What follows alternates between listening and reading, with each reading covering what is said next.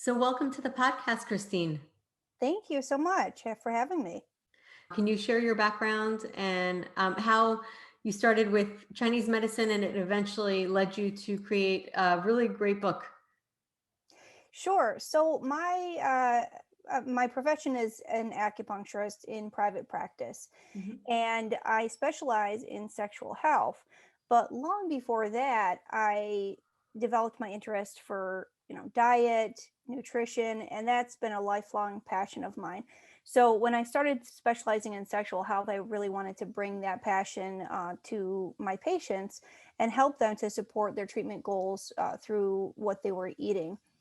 I also trained to be a research scientist, and so I really wanted to see what the science said about nutrition and sexual function, sexual pleasure. So I poured over a ton of research in writing this book, and in doing so, I wanted to have everything backed by science and evidence in everything that's recommended in the book. As far as specializing in sexual health, most acupuncturists, we specialize in pain conditions. Mhm. That's kind of our bread and butter. But years ago, I had a patient who came in and just asked me, "Hey, do you think that you could do something to help me have stronger erections?" And I said, "Sure, let's give it a go. We'll try it." I don't treat a lot of patients, for those conditions, but I've learned about it, and we learned that in acupuncture school. So he had such good results that he was so happy.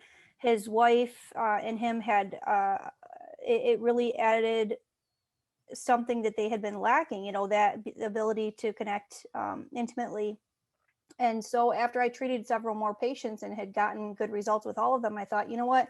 This is something that's really hard to treat, and it has the potential to really bring a lot of value to people's lives. So I decided to specialize in it. And so, years later, I just decided, you know what? Let's put it all on paper. All this stuff that I've been researching, that I've been Mhm. learning about and trying to help my patients with, let's just put it all into a book. That's great. I mean, it's definitely something that is really needed. And I love the fact that we can treat so much with food. It's amazing. And people will take pills, they'll do everything else, but the most simplistic thing, the most natural thing. So I just love that. So tell me the different conditions that you treat. I'm sure there's like a variety of different symptoms and different conditions within sexual health. Sure. So, in my private practice, I treat guys looking to have stronger erections or to treat premature ejaculation. I treat women who are experiencing low libido, vaginal dryness, menstrual issues, Mhm. cycle issues, and hormonal imbalance, that sort of thing. So, all of those fall within the scope of acupuncture. You Mhm. know, so um, every hormone, every neurotransmitter that's produced by the body is all controlled ultimately by the nervous system. And acupuncture operates on the nervous system. We stimulate nerve pathways, and in doing so, we can affect the body chemistry. We can help to normalize the menstrual cycle, and also to help normalize sex hormones as well. And I imagine that this is going to improve fertility as well. And I would imagine also with men, because it's really a symptom. And obviously you're nourishing the body so that it's able to like resolve that symptom. And I would imagine it probably also helps sperm count. I'm not familiar with any research to support that. I am familiar with research that shows that it does help to normalize testosterone, Mhm. estrogen, and sex hormones. I have not seen anything on sperm count yet.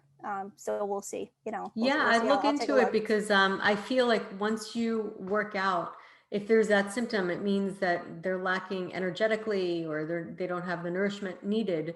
And it's such a, reflection of that function that I would imagine it probably benefits on so many different levels. So it would be interesting to look into.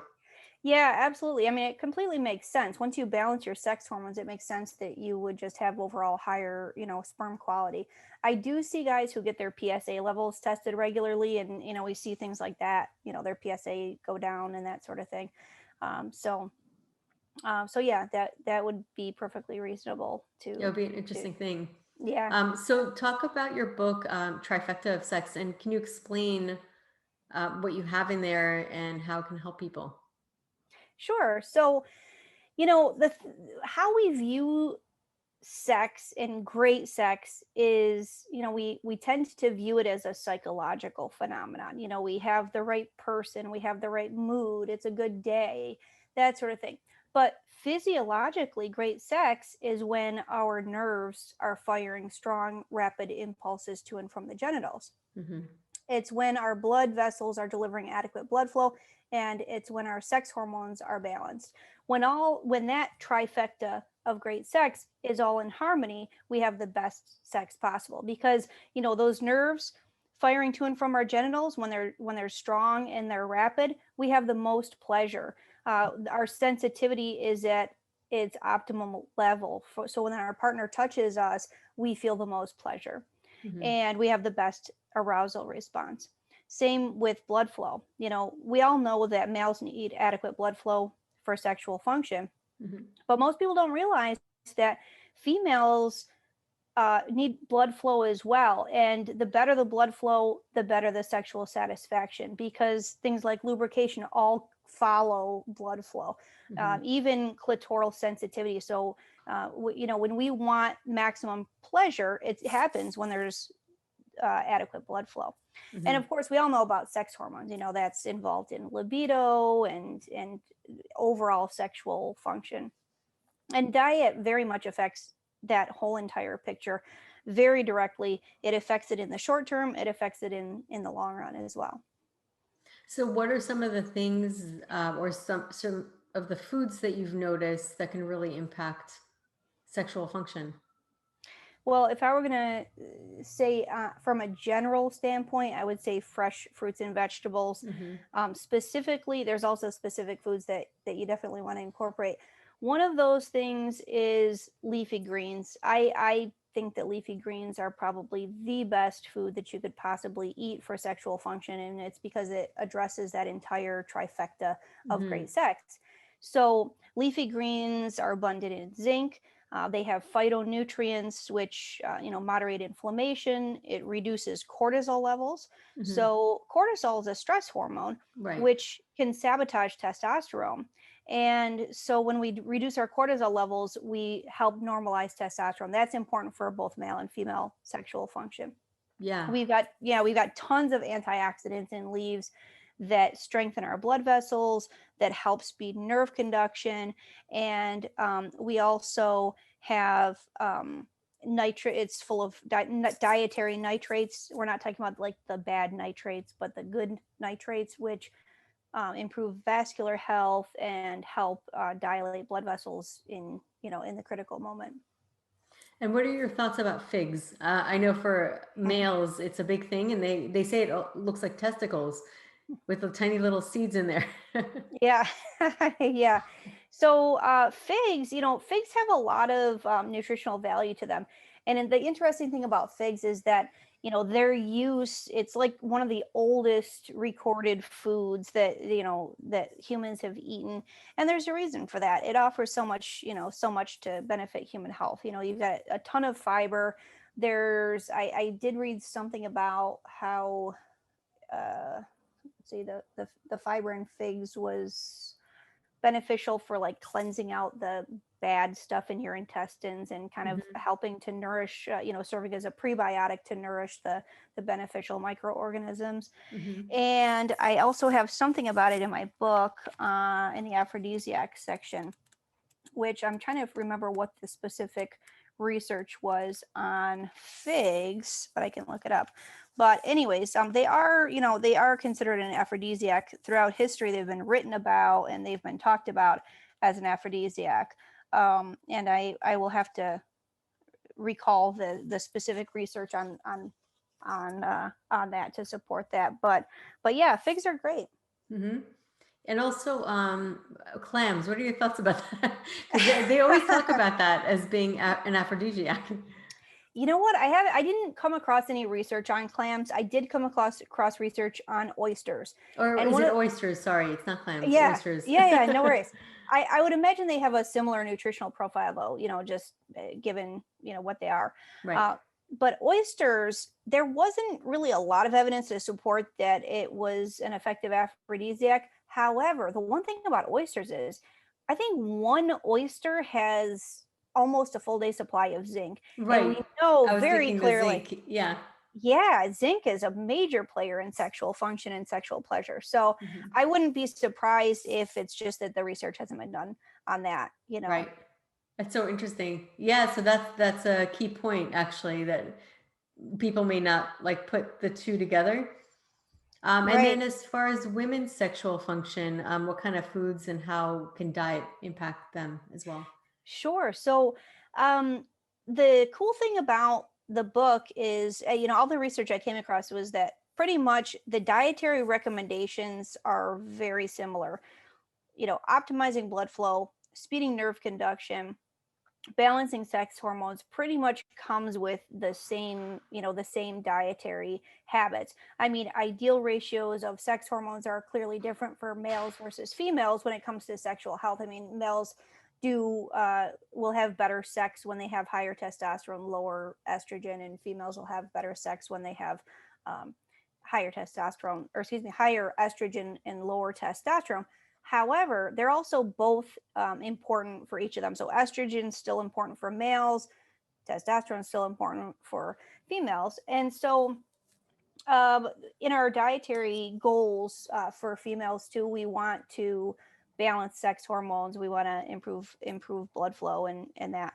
Another food that I really like to do that is are things like baked yams, squash, and other potassium rich foods, because it's something that uh, we are sorely lacking in our diets. Hmm. So, human beings, we used to take in about 10 times as much potassium as sodium in our diets, and now we take in about 10 times as much sodium as potassium. And that kind of wreaks havoc on our blood vessels, and it Hmm. causes other damage as well. Potassium kind of softens that delicate inner lining of blood vessels, allowing it to deliver more blood flow, and it also offsets some of the stiffening effects of salt. Hmm. So it's a really good one. Unfortunately, the arteries in the clitoris and in the penis are among the smallest in the body. So plaque accumulation shows up first there. And it Mm. shows up in decline of pleasure, decline of blood flow. So if they do have plaque accumulation, can food reverse it, or how? Because Okay. yeah. What? That's a really fascinating subject. And the reason for that is this: cardiovascular disease has long been thought to be something that's progressive and irreversible. Hmm. However, there are now plenty of studies showing that leafy greens can actually reduce plaque accumulation. So that's really huge. It is It's huge. absolutely It's huge. very Yeah. empowering, actually. Yeah. Yeah. So, in fact, there are some doctors that are treating cardiovascular disease with plant heavy diets focusing very much on leaves, and they're having patients eat loads and loads of leaves to help with that. That's amazing. So it's interesting because you were talking about how leafy greens can affect anxiety in a sense by lowering cortisol. And a lot of times when people approach erectile dysfunction, they think, okay, it's like anxiety. And of course, you can deal with anxiety on a mental level from through meditation and coping skills. But it's interesting because I don't think a lot of people really put food as being part of how to treat anxiety. It can actually change the way you feel. It can actually affect the body chemistry, and there's plenty of research to support that too.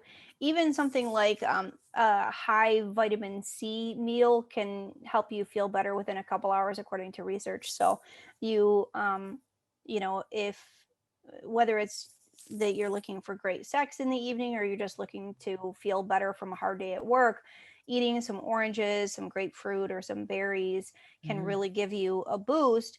And I'll have to look at the research that I saw was basically just measuring people's general emotional state, and it showed that people had reduced anxiety, and just more feelings of, well-being after vitamin C rich foods.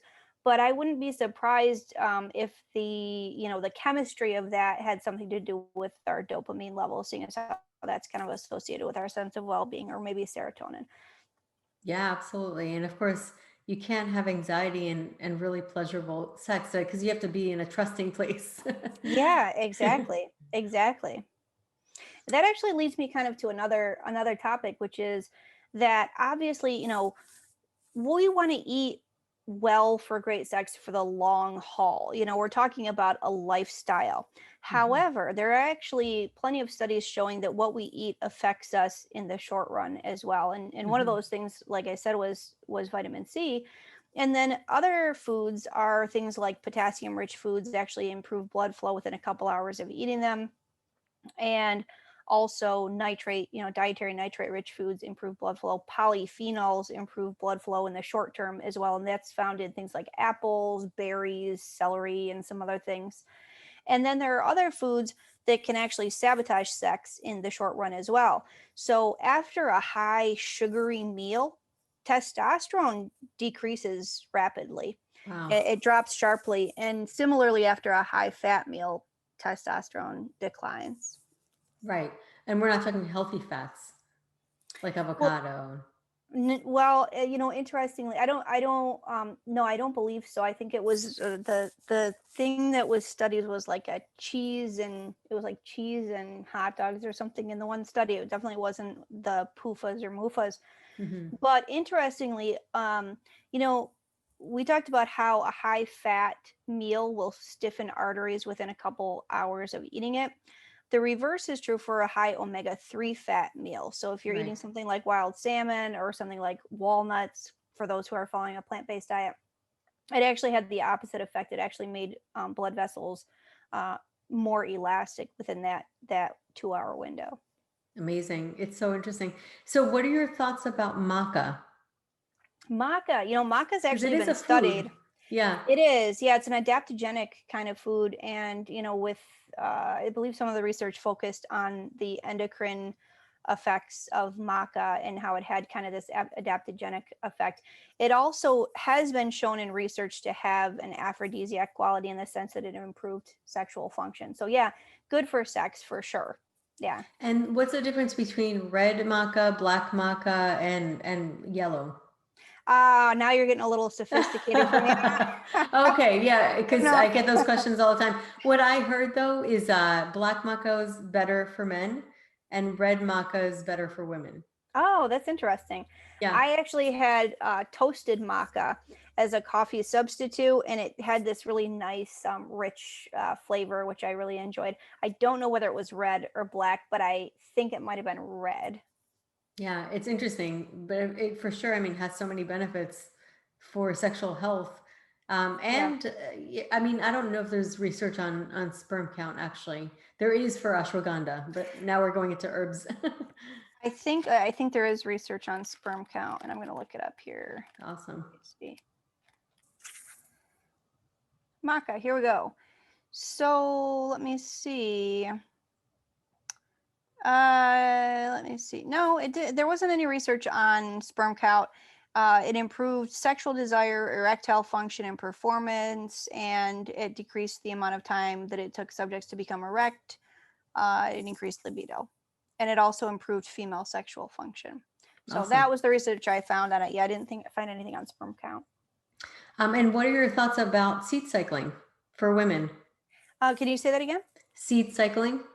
Tell me about that. Tell Okay, me. Yeah. so basically, for the follicular phase, women are told or given the advice to have flaxseed, ground flaxseed, and ground pumpkin, Interesting. 2 tablespoons of each, and then after the follicular, from the in the luteal phase, ground sesame seeds, and ground sunflower seeds, and Oh, it's it's supposed to interesting. help their hormones. So like the follicular phase, things like flax seeds can help increase estrogen, which is needed around that time. So, it's kind of an interesting Yeah, I would say, if I had to say, I haven't actually looked into that, but if I had to say, I would say that there is actually some merit in that, because so for example, pumpkin seeds will are the precursor to serotonin. They contain the precursor to serotonin, and things like sesame seeds, black sesame seeds, are considered to be a blood tonic in Chinese medicine. Hmm. And so when you're building the blood, you want to have foods like that. Right. So there's certain phases of the month where you want to kind of build the yin, and other phases you want to build the yang. Right. Yeah, it's very interesting. The whole especially for women because they're cyclical and they need different things at different times. So do Right. you work on that as well with food? Yeah, I not as much as not as I don't think I know as much about that as you do. But it's something that it's really interesting, and it's definitely worth checking out. And what are your thoughts about bone broth? Bone broth. Okay. Yeah, you're throwing some tough ones at me today. Oh, sorry. But you know Well, what it's though? different. I'm approaching it from a fertility perspective, Yeah, and I'm yeah. wondering if there are commonalities because it's interrelated, but obviously you're specializing in a different realm. Right. Well, there's definitely an overlap. Most of the stuff that I wrote about in the book focused on the research that was available. And so I'm going to have to check out some of the research on bone broth, because I don't know. I mean, I certainly know that, there are known health benefits to it. As far as how that would affect sex hormones and that sort of thing, I don't know. Are you familiar with research on that? No, I don't. I don't know of research on everything, but I do know that it's very high in collagen, and it's just very nourishing for the uterine lining, um, and I've just seen great results. To be honest with you, I've seen Really? amazing results. Yeah, Cool. and it's Cool. also Yeah. warming, so it kind of works more on the Chinese medicine learning. What we've learned about how we need to nourish, and you're using kind of like the bone marrow by seeping, and allowing like the bones to, cook for a long time. So it's more kind of what we've learned in Chinese medicine, and it's also more heating, which is important. You want to eat more Right. warm foods for fertility, and bring more warmth to the body in general. Yeah, that makes sense, because it would make sense that it was a yang food, being the Mhm. bones and everything. We have certain bones that are used for, that are traditionally used in Chinese herbal medicine. I mean, it's not herbal, bones aren't herbal, but they do nourish the Although young. it does actually, there are certain uh, kits that they sell of raw Chinese herbs to be cooked in bone broth, Yeah. which is kind of an Yeah. interesting thing because it has fats, and fats help assimilate nutrients better. Right. Right. Yeah, that totally makes sense. Yeah, it's very interesting. Another thing that I'm going to throw away, you probably know about this, but walnuts. What are your thoughts on Oh, walnuts? yeah, walnuts. Yeah, yeah, walnuts are great. I like those. There are so many benefits to walnuts. I mean, they are used in traditional Chinese medicine. They resemble the brain, and Hmm. they're considered to be a yang nourishing, and also yin nourishing in some ways, food. And they also are really high in omega-3 fats. And I feel like walnuts are such a great option, particularly for people who follow a plant-based diet and don't want to get their omega-3s from fish. So yeah, I think walnuts are great. They're definitely something that's included a lot in the book in terms of their benefit to sexual health. Yeah, And absolutely. is the book mostly like vegetables and fruits, or are there some meats? Because sometimes I work with vegans, Yeah. and with veganism, I say it's fine, as long as you know what to eat. It's really important to really do your research and come up with a plan so that you're getting the variety. Yeah, so the only recipe in there that's not vegan is a fish recipe. There's one salmon recipe in there. And so my thoughts on meat are this.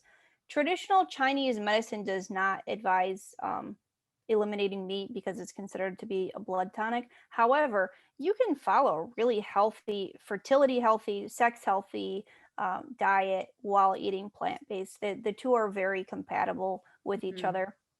And um, the only thing you just want to pay attention to is are all the things that vegans already know, like B12 and things like that.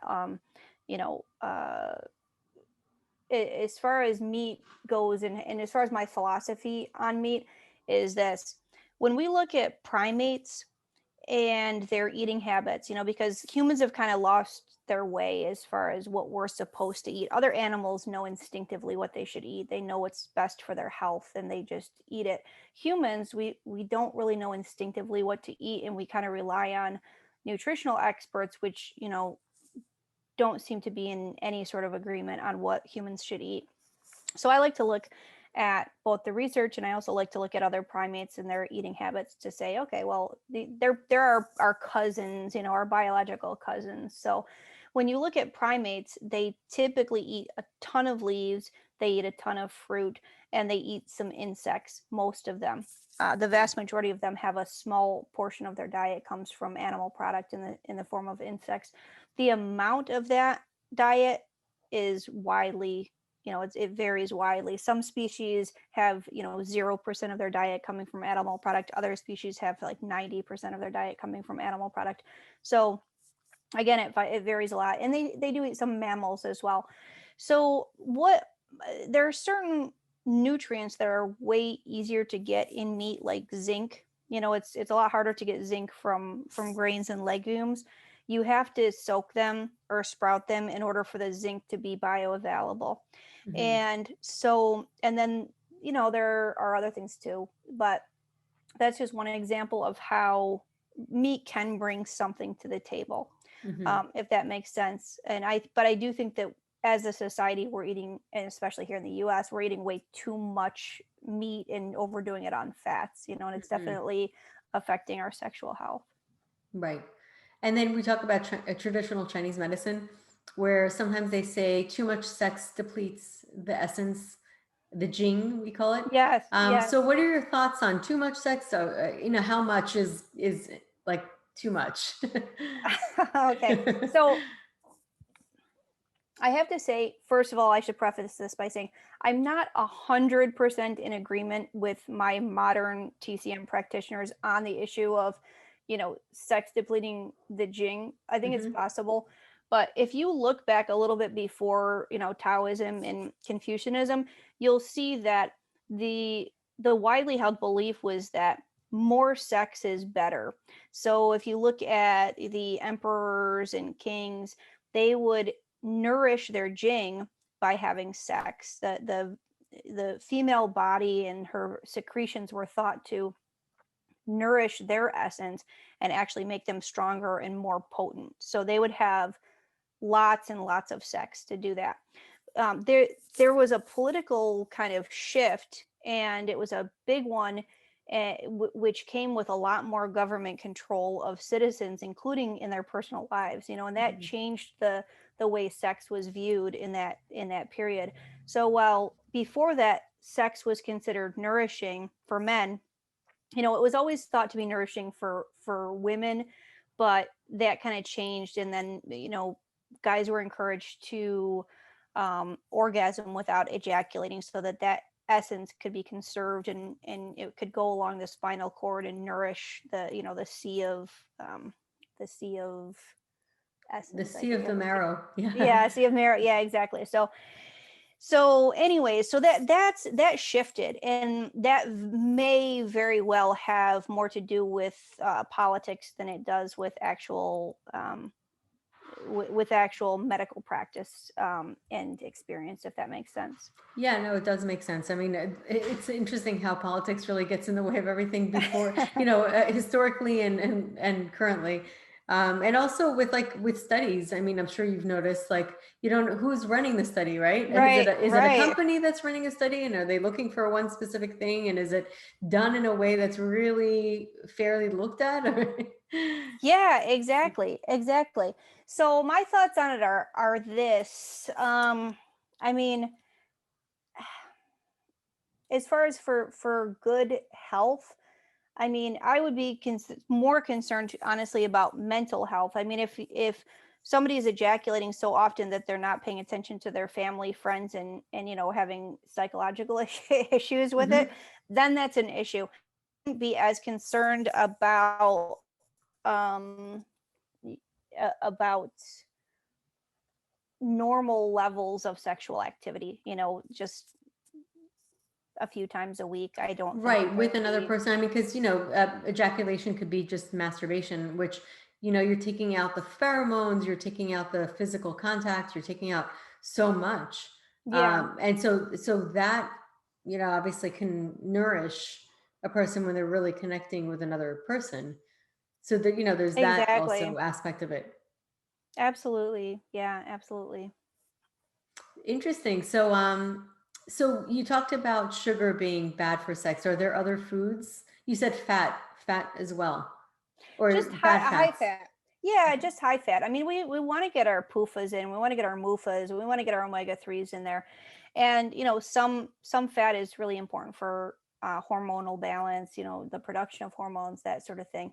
But too much fat is not, and especially your processed fats, all the fats that are coming from all the processed foods that we're eating are definitely, in my opinion, the worst fats Like that you can be trans eating. fats, things like that. Trans fats, and even when you're loading your food with oils, we Mhm. tend to say like, oh well, it's olive oil, so it's good. But when your food is always bathed in oil, it's just adding a lot of total fat to the picture, and it's not going to be good.